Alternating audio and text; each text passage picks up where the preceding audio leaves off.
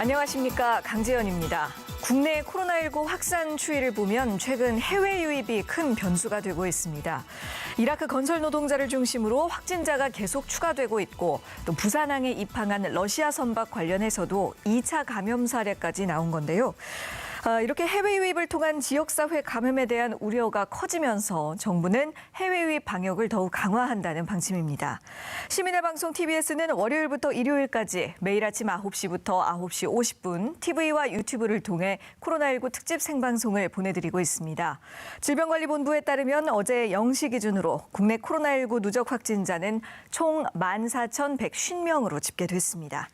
자, 먼저 서울 상황실 나가 있는 기자 연결해서 지난밤 주요 내용과 현재까지 소식들 정리합니다. 정선미 기자. 네, 서울시 재난안전대책본부에 나와 있습니다. 예, 먼저 전국 확진 현황부터 살펴봐야겠는데요. 어제 신규 확진자 증가 폭 어땠습니까? 네, 어제 0시 기준으로 신규 확진자는 58명 늘었습니다. 110명이 넘었던 전날에 비해서도 많이 떨어졌지만 국내 발생이 12명뿐이었습니다. 지난 5일간 꾸준히 20명대에서 30명대를 기록하던 국내 발생이 10명대로 떨어진 겁니다. 해외 유입은 46명으로 국내 발생의 4배 가까이 많았습니다. 먼저 해외 유입부터 살펴보면 46명 중에 42명이 검역에서 4명이 지역에서 발견됐습니다. 전날에 이어 이라크에서 귀국한 건설 근로자가 38명 추가로 확진됐고 부산항에 입항한 러시아 어선에서도 추가 확진자가 나왔습니다. 그 밖에 미국에서 4명, 인도와 홍콩에서도 각 1명씩 확인됐습니다. 국내 발생 확진자는 여전히 수도권에 집중됐습니다. 서울과 경기에서 각 5명씩 12명 중에 10명을 차지했고 그 외 부산과 광주에서 1명씩 나왔습니다. 누적 확진자는 14,150명입니다. 격리에서 24명이 추가로 해제가 되면서 완치자는 총 12,890명으로 늘었고 사망자는 0시 기준 집계에는 포함되지 않았지만 충남 논산에서 입원 치료를 받던 70대 여성이 숨져 299명으로 늘었습니다. 치명률은 어제 0시 기준 평균 2.11%를 기록했습니다. 네, 또 고령의 환자 한 분이 코로나19로 세상을 떠나셨군요. 참 안타깝습니다. 그래도 비수도권은 다소 진정세를 보이고 있는데 수도권은 아직까지도 확진자가 계속해서 나오고 있습니다. 서울 상황 좀 더 자세하게 알려주시죠. 네, 서울시는 어제 0시 기준으로 7명의 신규 환자가 발생했다고 밝혔습니다. 미국에서 입국한 확진된 2명이 해외 접촉 사례로 분류가 됐고요. 감염 경로를 알 수 없는 사례가 마포와 동대문, 송파구에서 각 1명씩 나왔습니다. 송파구에서는 기존 확진자와 접촉한 2명이 추가 감염되기도 했습니다. 어제 0시 이후로 각 자치구들이 발표한 자료에 따르면 6명의 환자가 더 있습니다. 집단 감염이 발생한 강서구 요양시설에서 이용자의 가족 1명이 추가로 확진됐는데 지난 24일 최초 검사에서는 음성 판정을 받았는데 자가격리 중에 증상이 나타나서 검사를 받았더니 양성으로 판정이 뒤바뀌었습니다. 또 용산구에서도 지난 14일에 입국할 때는 검역소에서 음성 판정을 받았던 사람이 24일 증상이 나타나서 병원을 찾았더니 양성 판정이 내려졌습니다. 관악구에서는 필리핀 세부에서 입국한 사람이 확진 판정을 받았고 마포구와 종로구, 강남구에서는 환자의 가족과 접촉자들이 추가로 확진됐습니다. 서울시 누적 확진자는 이 6명을 포함하면 최소 1,571명입니다. 네, 그런데 어제 서울에서 나온 확진자 중에서 사우나를 방문한 사람이 있다고 하던데요. 네, 맞습니다. 강남구 대치동에 거주하는 60대 확진자입니다. 이 환자는 지난 16일 이 지인의 집에서 소모임을 가진 후에 모임 참석자 중에 1명이 확진 판정을 받으면서 접촉자로 분류가 됐습니다. 그러면서 24일부터 자가격리에 들어갔는데 이후 발열과 근육통 등 증상이 나타나서 병원을 찾았더니 양성 판정이 나왔습니다. 문제는 이 환자가 자가격리 직전에 사우나를 방문한 겁니다. 23일 낮 12시 30분에서 오후 3시 30분까지 3시간가량 강남구 설릉로에 있는 롯데 불한증막 사우나에 머문 것으로 조사됐습니다. 강남구는 이날 롯데 불한증막 사우나를 방문한 사람들은 반드시 강남구 보건소를 찾아 검체 검사를 받아달라고 당부했습니다. 네, 그래요. 이미 우리는 이 사우나를 통한 바이러스 확산을 여러 번 경험해 왔지 않습니까? 이것이 또 N차 감염으로 연결되지 않도록 역학조사가 빠르게 진행돼야 할 것 같습니다. 자, 다시 한번 말씀을 드리겠습니다. 지난 목요일 낮에 강남구 선릉로에 위치한 롯데 불안증막 사우나를 방문하신 분들은 꼭 선별진료소를 찾아서 코로나19 검사를 받아보시기 바랍니다.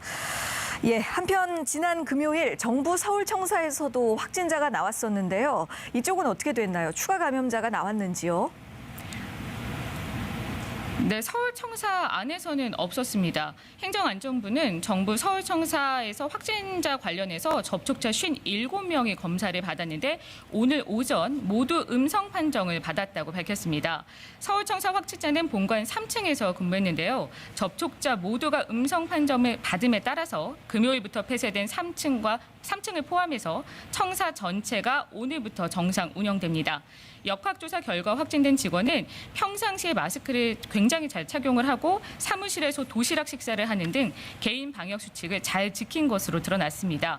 청사관리본부 관계자는 확진자와 가까이 지낸 동료마저도 음성 판정을 받았다면서 밀접 접촉자 17명은 음성 판정과 관계없이 2주간 자가격리에 들어간다고 밝혔습니다.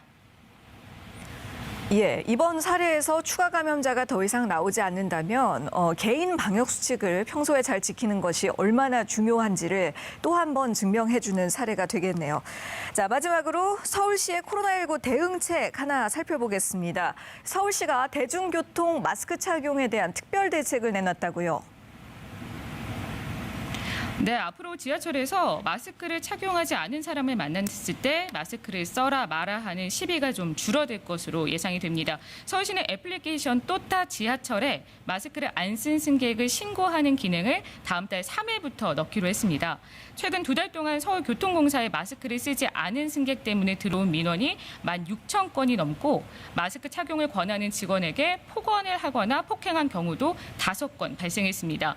앞으로 또따 지하철로 마스크 미착용 승객을 신고를 하게 되면 지하철 보안관이 위치로 바로 확인을 해서 출동을 하는데 이 지하철 보안관의 지시에 따르지 않으면 과태료를 부과할 예정입니다.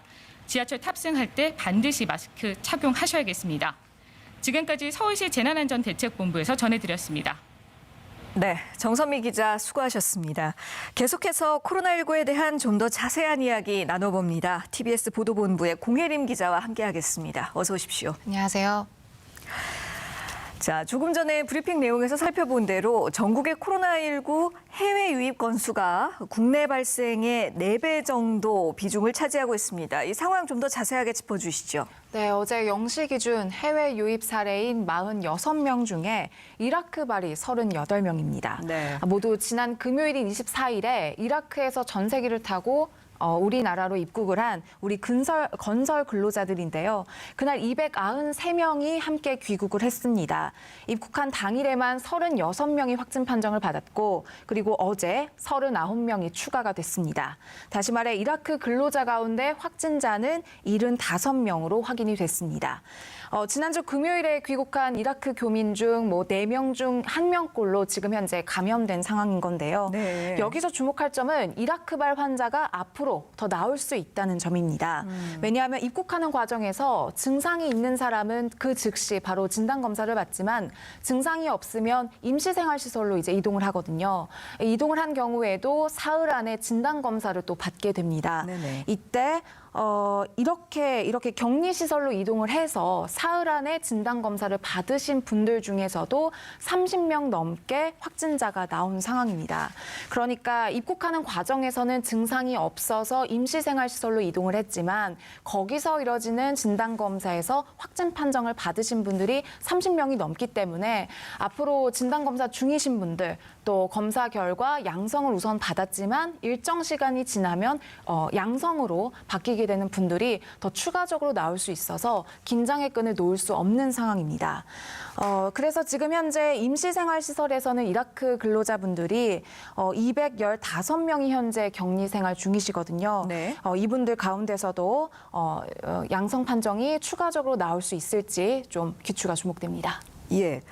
이렇게 국내에서 이라크발 확진자가 급증하는 이런 상황을 보면 또 미루어 짐작할 수 있듯이 실제로 이라크 현지 상황이 굉장히 심각하죠. 네, 그렇습니다. 최근 한 주 동안 이라크에서 발생한 하루 신규 확진자 수가 네. 평균 2,479명에 달할 만큼 굉장히 높습니다. 예. 이 숫자는 현재 중동 지역에서 전체 확진자 규모가 가장 큰 이란보다도 더 많은 상황입니다. 네네. 이라크에서는 하루 검사 건수는 줄었는데 이처럼 확진율이 굉장히 높아지면서 긴장의 끈을 놓을 수 없는 상황인데요. 현지에서 근무하던 우리 근로자 3명도 코로나19 때문에 안타깝게 목숨을 잃기도 하셨습니다. 네. 현지 시간으로 25일 코로나19 확진자는 이라크에서만 10만 7,573명으로 집계됐습니다. 예, 그렇군요. 그리고 이렇게 잇따른 해외 유입 사례가 발생을 하면서 이것이 국내 지역 감염으로 또 이어지지는 않을지 이 부분에 대해서 우려하는 목소리도 크거든요. 네, 그렇습니다. 그런데 안타깝게도 어제 그러한 사례가 발생했습니다. 네. 앞서 선원 32명이 대거 집단적으로 감염된 사례였죠. 러시아 선박인 페트로원호였습니다. 이 선박을 고치기 위해서 우리 수리공 70여 명이 배에 올라갔는데 그중에서 8명이 확진 판정을 받았습니다. 네. 여기에 확진된 직원과 함께 거주하던 가족이 어제 추가로 확진된 것으로 확인이 됐습니다. 선박 수리 업체와 관련 없이 러시아 선박에서 유입이 된 확진 사례가 지역 감염으로 이어진 것은 이번이 처음입니다. 네. 러시아 선박에서 시작된 코로나19 감염이 부산항을 벗어나서 지역사회로 전파된 것이죠. 그동안 지역사회 감염으로는 이어지지 않을 것이다, 통제할 수 있다라고 강력하게 이야기를 해온 방역당국이 좀 곤혹스러운 상황이 된 겁니다. 그러네요. 당국은 현재 확진자 9명의 접촉자를 대상으로 광범위하게 조사에 들어갔습니다. 특히 확진자 1명이 부산 서구에 있는 해모수 사우나를 방문한 것으로 확인이 돼서 긴장감이 고조된 상황인데요. 그리고 방역당국은 수리업체의 나머지 직원에 대해서도 다시 검사를 진행하는 등 좀 방역을 다시 죄이고 있습니다. 예. 조금 전에 서울시 상황 살펴볼 때도 서울시에서도 롯데 불안증막 사우나를 또 방문했던 확진자가 있다고 해서 지금 긴장 상태인데 또 부산의 경우에도 이 사우나를 방문한 확진자가 밝혀진 것이죠. 마찬가지로 또 철저하게 역학조사가 신속하게 진행이 돼야겠습니다. 자, 상황이 이렇다 보니까 해외 방역을 강화하는 조치들이 계속해서 나오고 있습니다. 네, 현재 우리나라가 방역을 강화하고 있는 대상 국가는 총 6개 나라죠. 예. 기존에는 2개 나라였는데 4개 나라였는데 최근에 2곳이 더 추가가 됐습니다. 그렇죠. 방글라데시, 파키스탄, 카자흐스탄, 키르기스스탄, 필리핀, 우즈베키스탄 이렇게 총 6개 나라입니다. 앞서 말씀드린 대로 대거 해외 유입 사례가 발생을 했었던 나라인 러시아나 이라크가 이 대상 국가에서 빠진 점에 대해서는 좀 우려의 목소리가 나오고 있는 상황입니다. 네. 어쨌든 오늘부터 이 방역 강화 대상 국가 6곳에서 들어오는 입국자는 진단 검사를 2번 받아야만 합니다. 기존에는 한 번만 받으면 됐거든요. 그쵸. 입국을 하고 사흘 안에 검사를 받으면 됐습니다. 네네. 그런데 오늘부터는 이뿐만이 아니라 음성이 나왔더라도 임시생활시설에서 격리 생활을 한 지 13일째가 되는 날에 다시 한 번 더 검사를 받게 됩니다. 그리고 또 국내에 입항하는 선박에 대해서도 방역 관리가 계속 강화되고 있는데요. 중앙방역대책본부는 방역 강화 대상 국가를 앞으로 더 확대하고 이들 국가에서 출항한 선박의 선원도 출항일 기준 48시간 이내에 발급받은 음성 확인서를 제출하도록 의무화하겠다. 또 진단검사를 실시해서 그 결과 음성인 경우에만 국내에 상륙할 수 있도록 허가를 최소화할 계획이다라고 밝혔습니다. 예, 이 앞서서 공 기자도 말씀을 해주셨듯이 그동안 이 방역 당국에서 해외 유입 사례의 경우에는 이 정부의 통제 아래에서 방역 당국의 통제 아래에서 다 관리를 하고 있기 때문에 지역 감염염으로 번질 우려를 할 필요가 없다라고 계속해서 그런 입장을 고수해 왔는데 지금 이 이야기가 뒤집힌 거잖아요. 네, 맞습니다. 특히나 이 해외 유입 비중이 최근 들어 계속해서 높아지다 보니까 방역 당국도 이제는 결국 이 해외 유입 사례에 대한 긴장감이 높아지고 있는 모습인데요. 또 한편 또 외국인 입국자가 코로나19 확진 판정을 받았을 때 이 입원 치료비를 부담해주는 그 방식도 변화가 생긴다고요. 네, 기존에는 입원 치료비를 전액 정부에서 지원을 해왔습니다. 그렇죠. 그런데 이제부터는 상황에 따라서 입원 치료비를 외국인 본인이 부담할 수 있는 상황에 처할 수 있게 됐습니다. 우선은 격리 조치를 어겨서 우리 의료 체계와 방역 체계에 고의적으로 부담을 안긴 경우에만 한정해서 입원 치료비를 자비로 부담하도록 할 방침입니다. 네. 이러한 지원 방식의 변화는 앞으로 외국인 환자의 추세에 따라서 확대될 방침입니다. 예. 자, 이런 가운데 북한이 코로나19 감염이 의심되는 환자가 우리나라에서 북한으로 건너왔다라고 하면서 국가 비상 방역 체계를 최대 비상 체제로 전환하겠다. 이런 그 보도를 내놨어요. 네, 그렇습니다. 북한 주장에 따르면 지난 19일 군사 분계선을 넘어서 개성을 통해 북한으로 이제 들어간 탈북민인데요. 예. 이 탈북민은 국내 추정으로는 경기 김포시에 살던 1996년생 24살 남성 김모 씨인 것으로 지금 좁혀지고 있습니다. 네. 이 남성은 지난 2017년에 탈북을 해서 한국에서 직장 생활을 해온 것으로 알려졌는데요.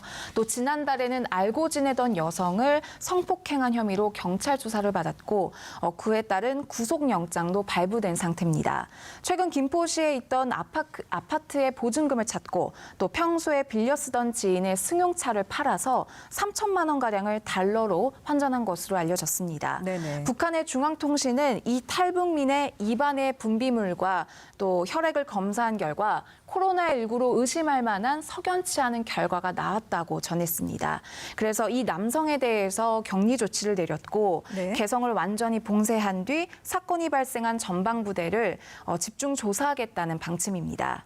만약 이러한 북한의 주장이 사실이라면 이 남성이 우리나라에서 접촉했던 그 반경 또 인원의 수 역시도 굉장히 우리 방역에 있어서 중요한 지점이 될 텐데요. 예. 중앙방역대책본부는 이 탈북자의 신원이 명확하게 확인이 되는 대로 국내에서의 확진 여부, 접촉자의 유무 등을 빠르게 파악할 수 있다고 밝혔습니다. 예. 우리나라 쪽에서도 이 탈북자의 그 동선에 대한 역학 조사를 또 빠르게 진행을 해야겠죠. 추가 소식이 들어오는 대로 저희가 발빠르게 전해드리도록 하겠습니다. 그런가 하면 이 코로나19가 가을쯤에 다시 유행할 거란 전망이 계속해서 나오고 있는데요. 그런데 이 날씨가 추워지면 그 매년 이 코로나19와 초기 증상이 비슷한 독감이 유행하곤 하지 않습니까? 이런 점을 고려해서 올해는 독감 백신 무료 접종 대상을 늘리기로 했다면서요. 네, 한마디로 미리 대비를 하자는 겁니다. 예. 독감에 대해서. 네, 코로나19 사태 속에 만약에 독감 유행까지 더해지게 되면 뭐 병원 내에서든 뭐 지역사회에서든 2차, 3차 감염이 발생할 수 있고요. 네. 또 그만큼 우리 방역 체계와 의료 체계에 큰 부담이 되기 때문입니다. 그래서 독감 백신을 무료로 접종할 수 있는 대상을 만 18세 이하의 청소년 그리고 62세 이상의 어르신으로 확대했습니다. 네네. 기존에는 생후 6개월에서 12살까지 또 어르신 같은 경우에는 만 65세 이상을 대상으로 접종을 해왔는데요. 이렇게 대상을 크게 확대를 한 결과 총 1,900만 명이 독감 백신을 무료로 접종할 수 있게 됐습니다. 이렇게 올해는 독감 환자를 선제적으로 좀 최소화해서 의료의 역량을 코로나19 사태에 집중시키겠다는 의미로 풀이가 됩니다. 그러네요. 지금은 그 한정돼 있는 의료 인력과 인프라를 효율적으로 활용하는 것이 또 아주 중요한 시점이니까요. 자, 이 독감이 유행하는 계절이 오기 전에 코로나19의 백신이나 치료제가 완성이 되고 출시가 된다면 물론 가장 좋은 시나리오가 되겠습니다만 사실상 올해 안에 이 백신이나 치료제가 나올 거라는 기대는 사실 하기가 어렵다는 그런 상황이잖아요. 어떤가요? 지금 진행 상황.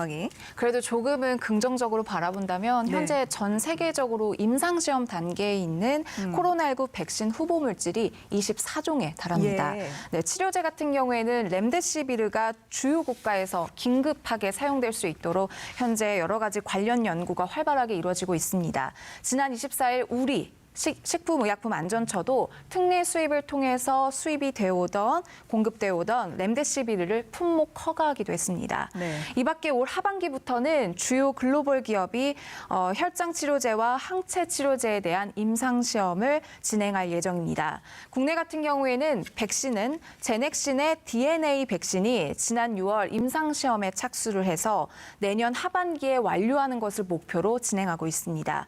또 SK 바이오사이언스와 진원생명과학도 연내 임상시험에 진입하는 것을 목표로 개발하고 있습니다. 예. 치료제의 경우에는 GC 녹십자와 국립보건연구원이 혈장 치료제 개발을 위해 하반기에 임상시험에 착수하는 것을 목표로 하고 있습니다.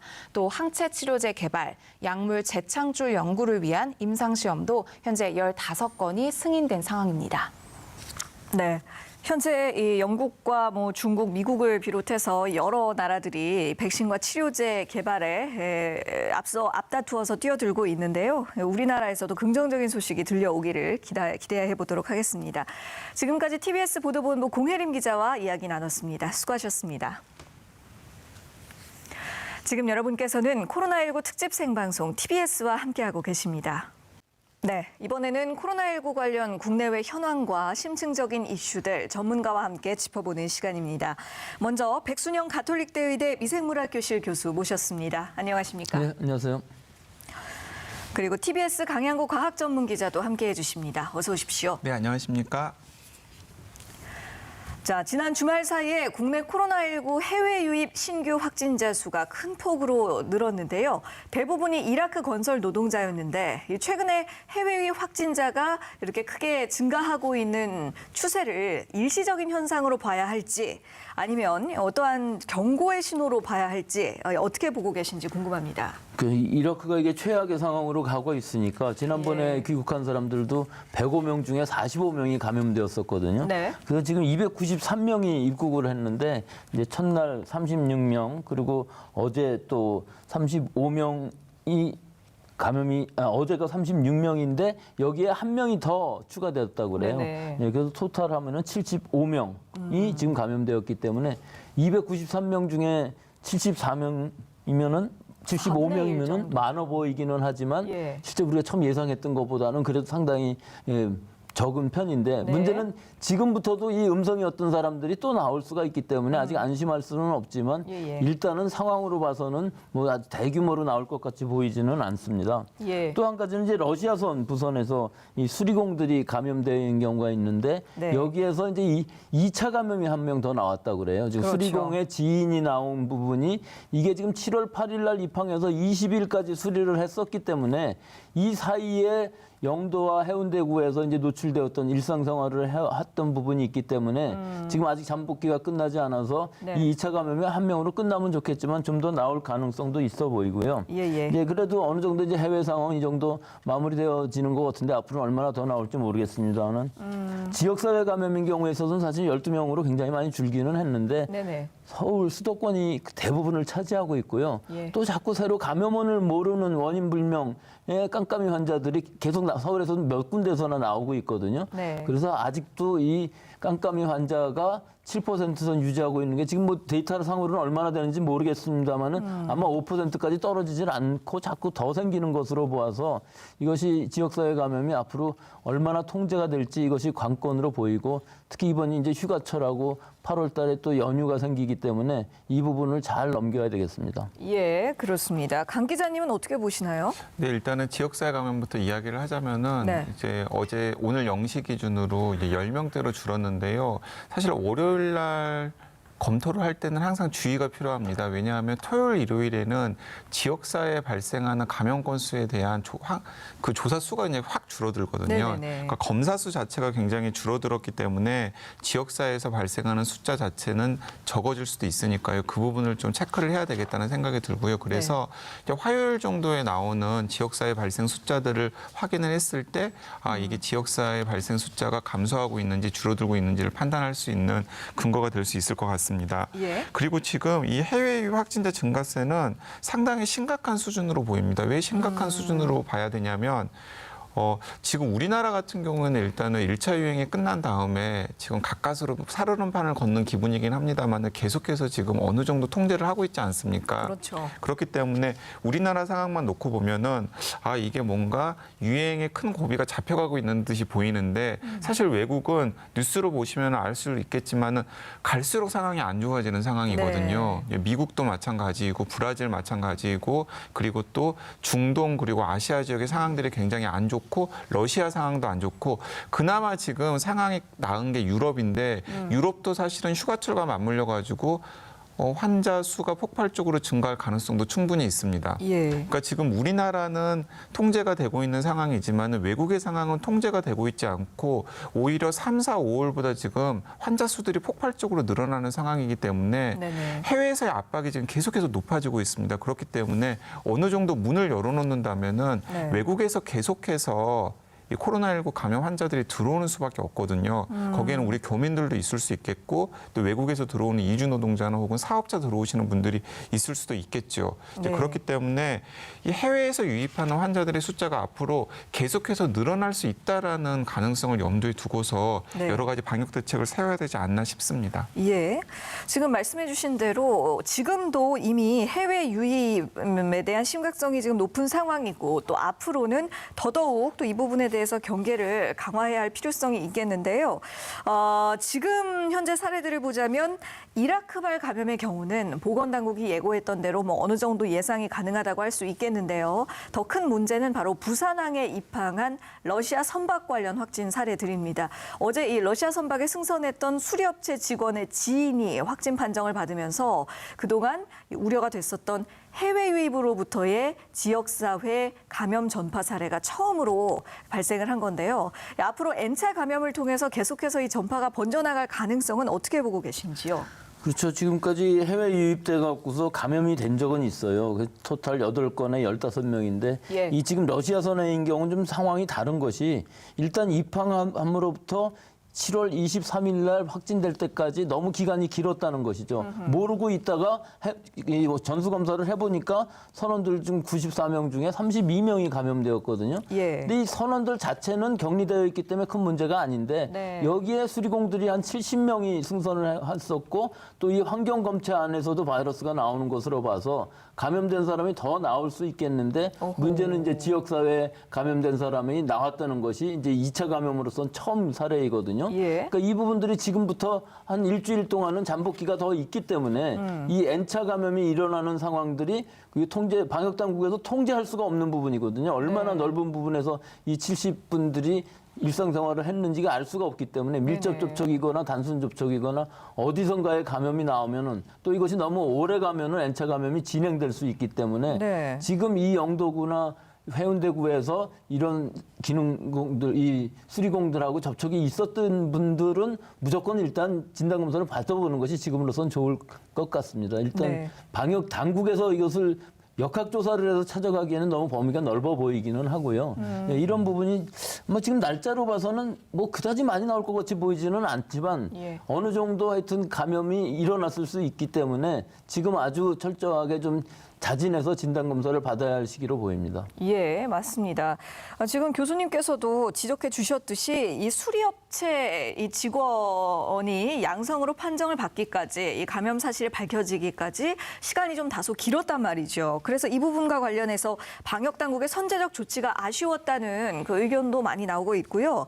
또 이번 일을 계기로 항만 방역에 대해서 다시 한번 대대적인 점검이 필요하다. 이런 의견들이 나오고 있습니다. 네, 그렇습니다. 아쉽습니다. 왜 아쉽냐면은 일단은 그 공항으로 입국하는 분들에 대해서 방역에 신경을 쓰다 보니까 항만에 신경을 못 썼던 측면이 분명히 있었습니다. 맞아요. 그런데 그동안에도 이미 앞서서 항만에서 집단 감염 사례들이 있었잖아요. 네. 이제 그렇기 때문에 항만 검역을 강화한다라는 이야기가 이미 한두 달 전부터 계속해서 있었습니다. 예. 근데 그럼에도 불구하고 지금 이런 사례들이 계속해서 나오고 있는 것은 너무 방심하지 않았나 싶어요.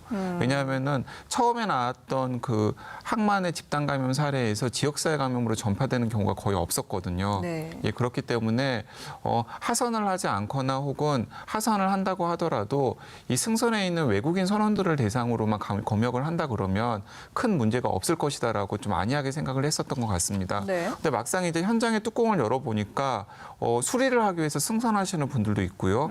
식자재 같은 것들을 납품하기 위해서 승선을 하는 분들이 있는 등 내국인들과 접촉 지점들이 분명히 있었거든요. 예. 근데 그런 접촉 지점들이 있다라는 것을 간과하고 항만 검역을 임하는 바람에 이런 일이 생긴 것 같은데, 방금 백 교수님께서 말씀을 하셨습니다마는 한 가지 걱정이 되는 게 뭐냐면, 최초에 승선을 하신 시점부터 이제 지금 확진 환자가 발생하는 시점까지 시간이 거의 한 18일에서 20일 정도가 되거든요. 네. 그러면 3주 정도가 지났단 말이죠. 예, 그리고 예. 그 인원수도 한 30명 정도가 되고, 근데 이제 그 인원들이 부산시 곳곳에서 지역사회 감염으로 이어질 전파 경로가 되었을 가능성은 충분히 있기 때문에 그럼요. 이제 그 부분들이 조금 걱정스러운 상황입니다. 현재까지는 지금 추가적으로 확진되신 분들은 한 분밖에 안 계시긴 합니다만은 지역사회 감염으로 이어진. 네. 근데 이미 기간이 상당히 오래 지났기 때문에 만약에 그분들이 가족이나 혹은 지역사회에서 접촉을 통해서 바이러스가 전파가 되었다 그러면 그것도 부산에서 새로운 또 전파의 고리가 만들어질 수 있는 상황이기 때문에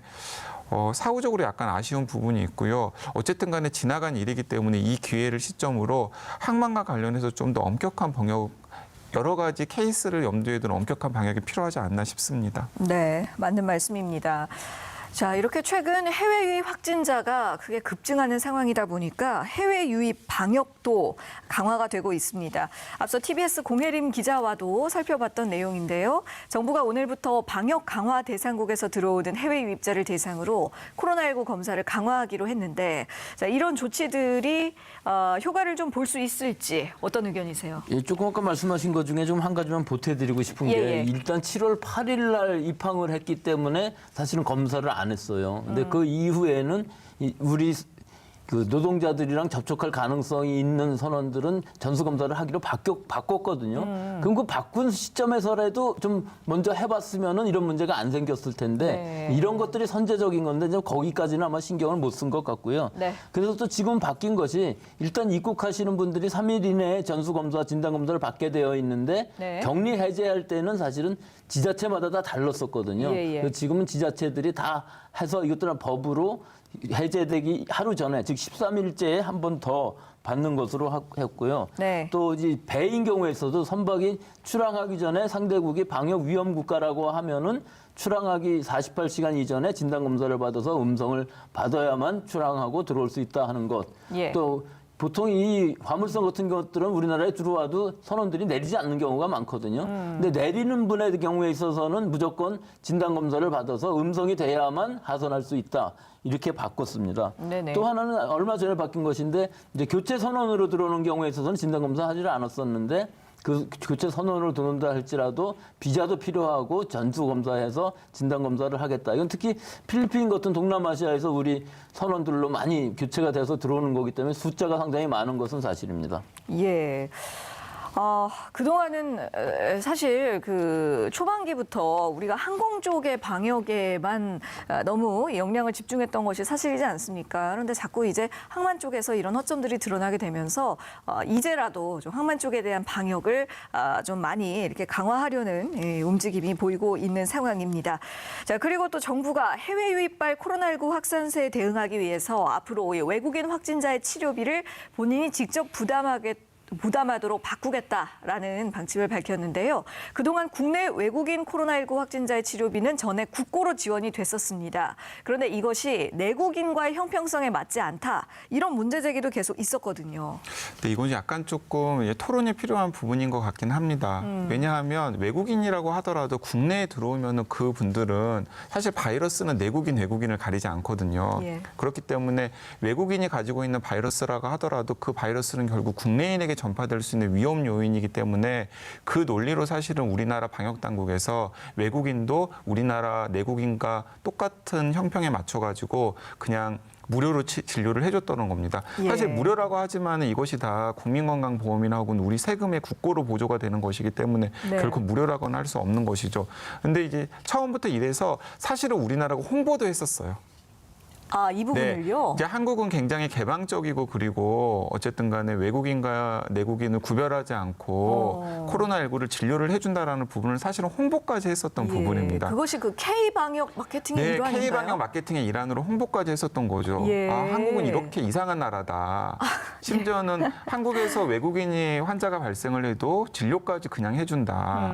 그리고 사실은 그런 것들이 한국의 국격이나 혹은 이미지를 높이는데 도움이 되었던 것도 사실이에요. 예. 왜냐하면 한국에서 되게 정성껏 진료를 받은 다음에 완치가 되신 분들이 뭐 편지를 쓰기도 하고 그리고 또 현지에 가가지고 현지 언론과 한국에서 내가 이렇게 어메이징한 경험을 했다라는 네네. 인터뷰를 하기도 했었거든요. 근데 문제는 뭐냐면은 그 숫자가 너무나 늘어나고 있다라는 겁니다. 예, 그 숫자가 그렇죠. 너무나 늘어나고 있기 때문에 지금은 그리고 심지어는 어떤 상황까지 생기냐면은 한국에 가면 한국에서는 바이러스에 감염이 된다고 하더라도 자기 본인 부담감 없이 진료를 해주기 때문에 한국에 가자. 뭐 이런 식의 가능하지 않을 것 같습니다만 이제 그런 식의 분위기까지 조성이 되는 바람에 네네. 아, 지금 이 상황을 계속 방치해서는 굉장히 큰 부담이 될 수 있겠구나라고 생각을 해서 지금 이제 방침을 바꾸는 것인데 네. 근데 제가 생각하기에는 완전히 방침을 바꾼다라기보다는 몇 가지 전제 조건을 가지고 하는 게 필요해 보입니다. 예를 네. 들어서 국내에 들어온 외국인들 중에서 예를 들어서 국내에 자가격리 지침이나 이런 것들을 제대로 따르지 않으신 분들이라거나 혹은 무엇인가 어떤 의도를 가지고 국내에 입국했을 가능성이 굉장히 큰 분들이거나 예. 아니면 국내에 꼭 필요하신 분들이 아닌 경우라거나 네. 이런 경우에 한해서 점점점 본인 부담의 금액을 좀 늘리는 식으로 해야지 예를 들어서 바로 어제까지 그 외국인을 대상으로 해서 본인 부담금 없이 진료를 해줬고 심지어는 그걸 K방역의 일환으로 마케팅까지 했었는데 네. 갑자기 지금 우리의 상황이 안 좋다고 그래서 내국인과 외국인은 다르기 때문에 외국인에게는 본인 부담금을 물리겠다라고 하는 것도 사실은 지금까지 해온 것과는 좀 맞지 않는 부분이 있고 아까 처음에 이야기했듯이 그분들이 한국에 들어오는 이상 그분들을 제대로 진료를 해야 우리가 안전한 것이거든요. 네네. 그런 부분들을 좀 신경을 써서 좀 정교하게 좀 접근을 했으면 좋겠다라는 생각이 듭니다. 예. 저 이거 듣고서 좀 한 가지 의미 들었던 부분이 있는 것이 해외 유입이라고 그러면은 지금 사실 외국인들은 다 해외에서 들어오신 분들이지 우리나라에서 뭐 나신 뭐 국적이 물론 해외일 수도 있습니다만은 네네. 지금 예를 들어서 해외에서 들어오셔 갖고서 뭐 14일이 격리 기간 지났는데 혹시라도 감염돼서 외국인 숙소, 노동자 숙소 같은 데서 감염되었을 경우 이것을 다 외국인으로 볼 것인지 해외 유입으로 볼 것인지 사실 우리 국민 건강 보건을 위해서 지금 이 치료비도 다 대주는 거거든요.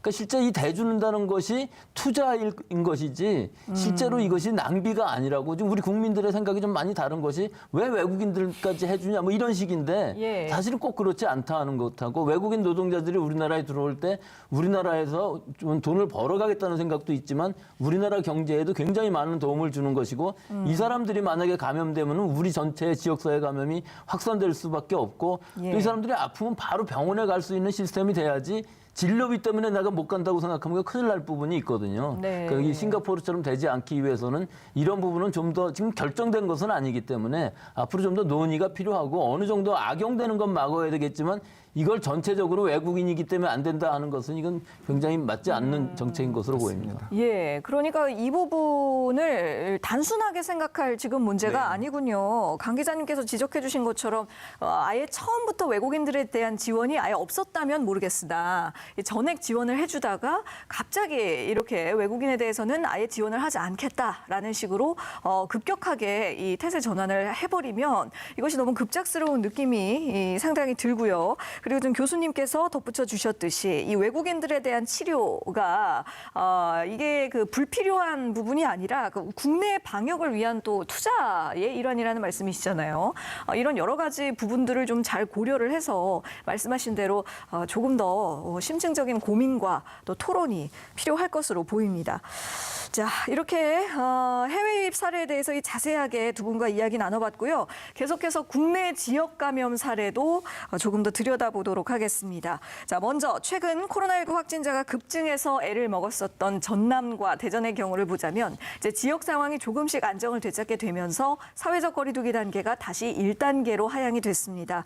최근 들어서 더 이상 확진자가 나오지 않고 있다는 점이 주된 이유인데 늘 말씀해 주시는 것처럼 이럴 때일수록 오히려 더 방역이 느슨해지지 않도록 더 좀 긴장의 고삐를 쥐어야 할 때가 아닌가 또 이런 생각도 들거든요. 예, 그래서 이제 대전은 관뒀는데 광주인 경우에는 아직도 29일까지 예. 더 연장해서 하기로. 이것도 뭐 선제적인 거예요. 지금 맞습니다. 환자가 그렇게 많이 나오지는 않고 또 프로야구인 경우에 있어서도 광주구장은 무관중으로 지금 맞습니다. 하고 예. 있거든요. 그 지금 상황으로 보면은 뭐 대전이나 전남이나 뭐 광주나 다 안정된 것으로 보이긴 하지만 아직도 얼마간은 좀 이 지역사회 감염이 남아 있는 것을 확인한 다음에 이것은 푸는 것이 좋을 것 같이 보이고요. 예. 아마 그래서 이제 광주 같은 경우도 아직 안 풀고 있는 것이고 일단 29일까지라는 의미는 그 이후에 더 연장할 수도 있다는 것인데 네. 아마 앞으로의 한 일주일간 보면서 괜찮으면은 뭐 그 연장하지 않아도 될 것으로는 보입니다만은 아직도 뭐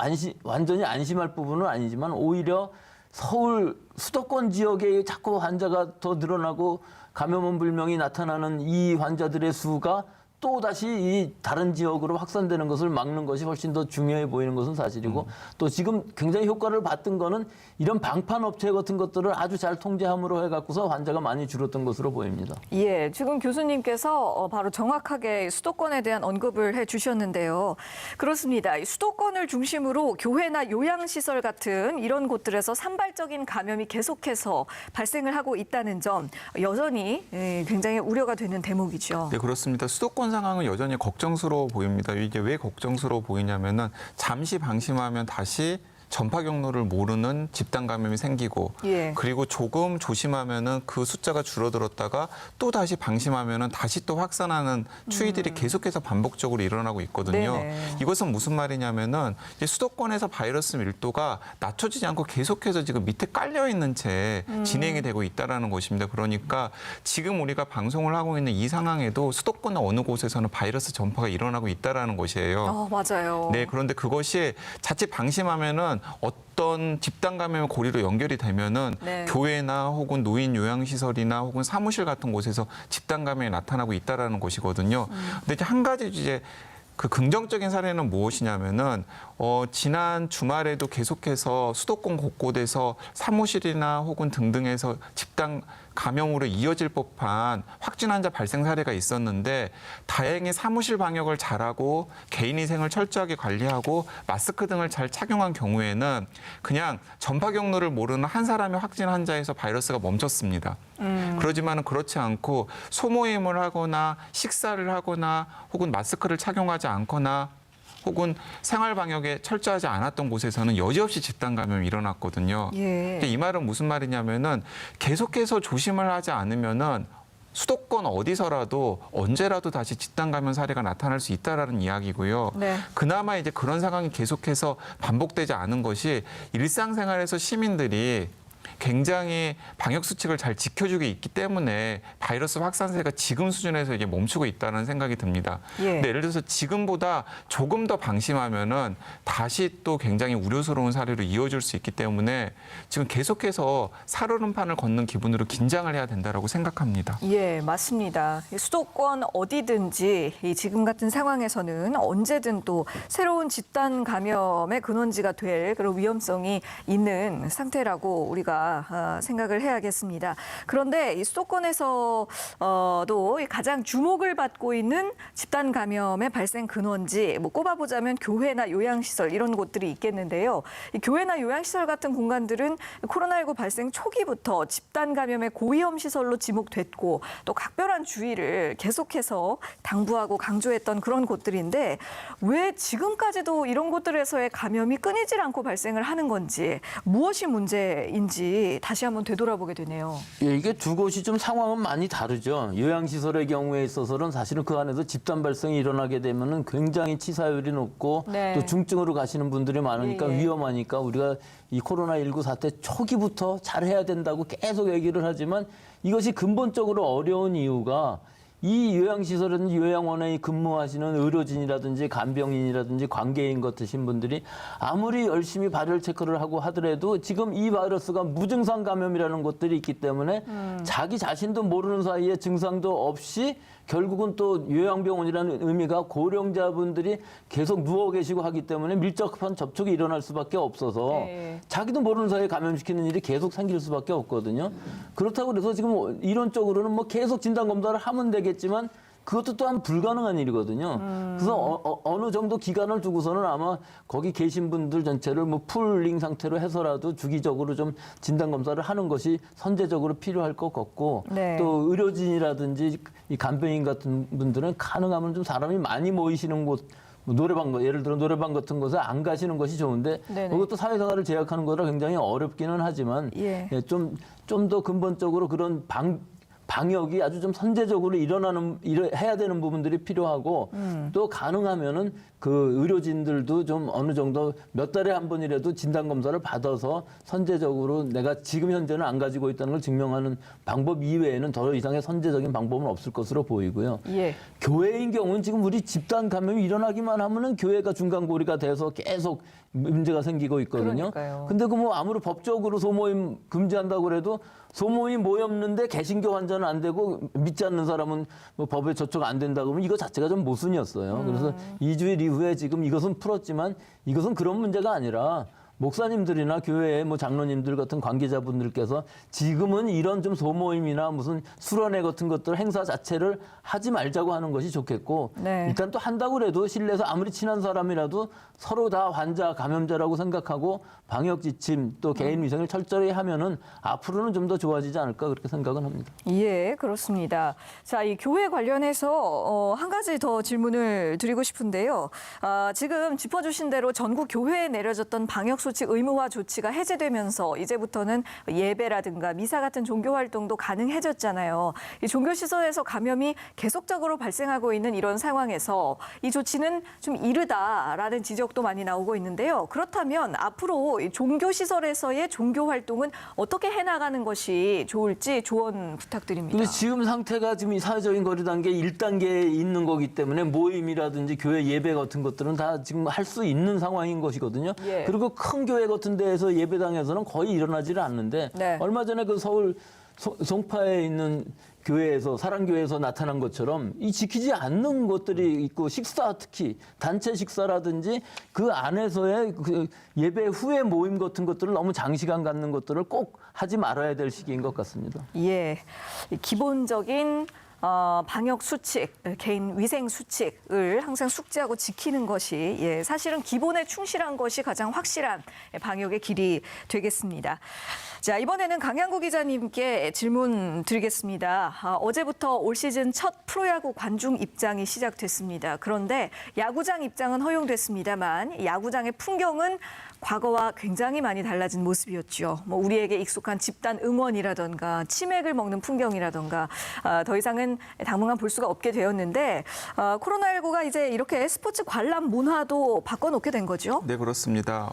그냥 딱 한마디로 정리를 하자면 진짜 팬들만 가라. 그러니까 이제 야구장의 분위기를 즐기기 위해서 가시는 분들 있잖아요. 예. 뭐 치맥을 한잔 하시거나 아니면은 응원을 할 때 그 신나는 분위기 때문에 야구장을 찾아가시는 분들이라면은 사실은 지금 가 보셔도 전혀 재미가 없으실 겁니다. 네. 왜냐하면 이제 들어가는 숫자들도 굉장히 적은 숫자로 제한이 되고요. 네. 마스크를 꼭 착용을 해야 되고 뭐 집단 응원이나 치맥이나 혹은 뭐 공동으로 모여가지고 뭐 대화를 나눈다거나 혹은 즐기는 것 자체는 불가능하기 때문에 그런 것들을 기대하시는 분들이라면 가실 필요가 없고요. 예. 그러니까 이제 내가 팬으로서 내가 응원하는 선수들의 경기 모습을 직접 보고 싶다.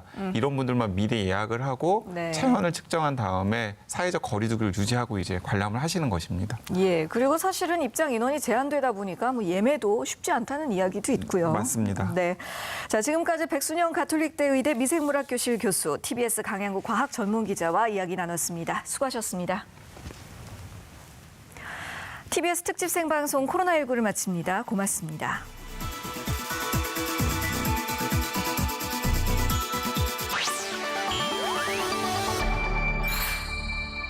TBS